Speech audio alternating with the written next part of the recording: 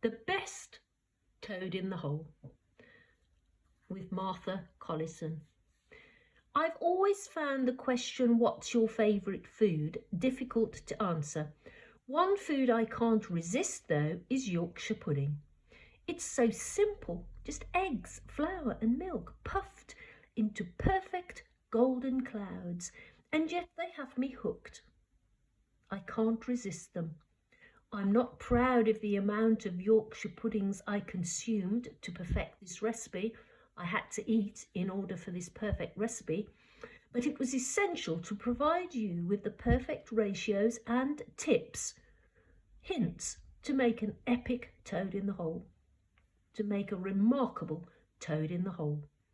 This dish was originally created in the 18th century and remains a great way to make meat go further. I tend to use pork sausages, but you could also use chicken, sausages, meatballs, or even leftover roast meat.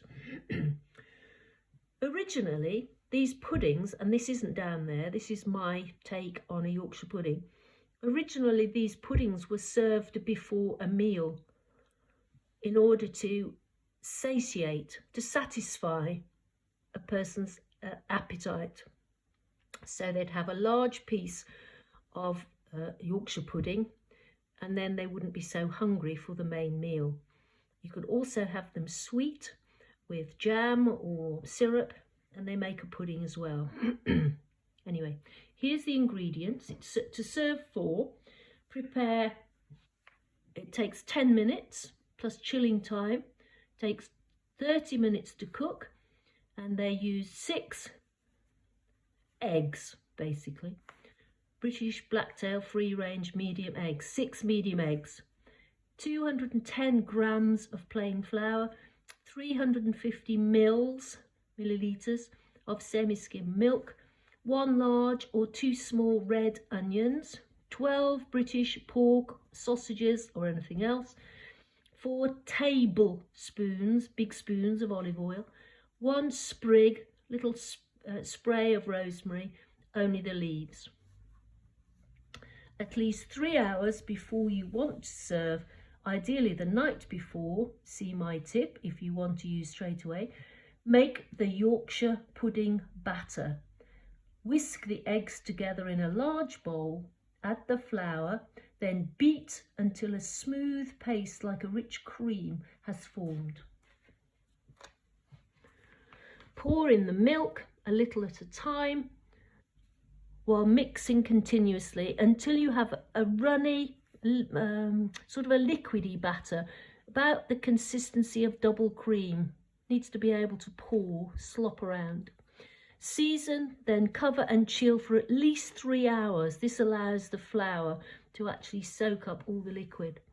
Remove the batter from the fridge 30 minutes before use. Preheat the oven to 230 degrees centigrade, gas mark 8.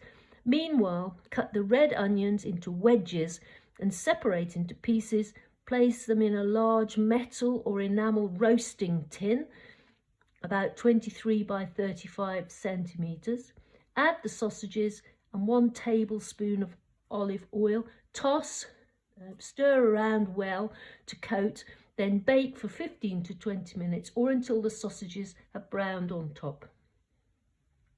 Open the oven and add the remaining 3 tablespoons of olive oil. Then bake for 5 minutes more until it's sizzling. It must be hot. Sprinkle in the rosemary, just the leaves. Then pour the rested pudding, the pudding batter, pour that into the tin.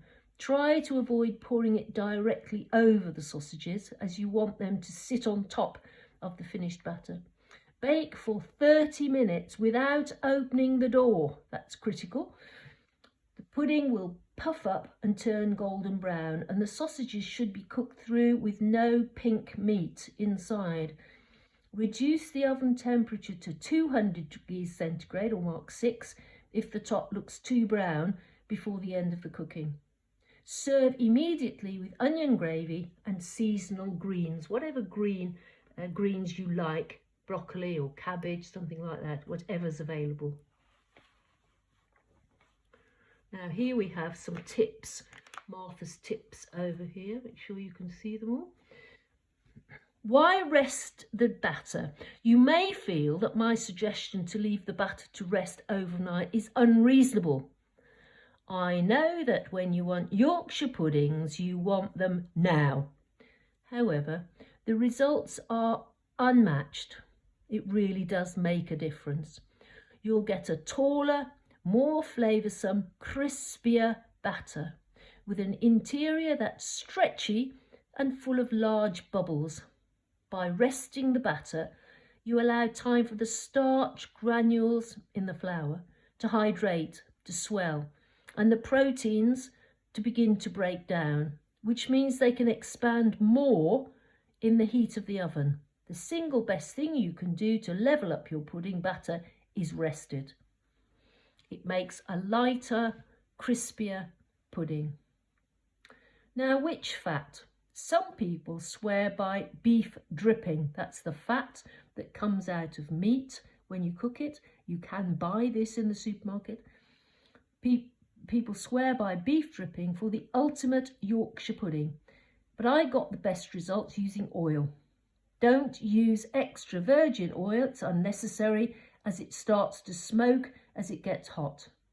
Try sunflower oil, or Martha's favourite is groundnut oil.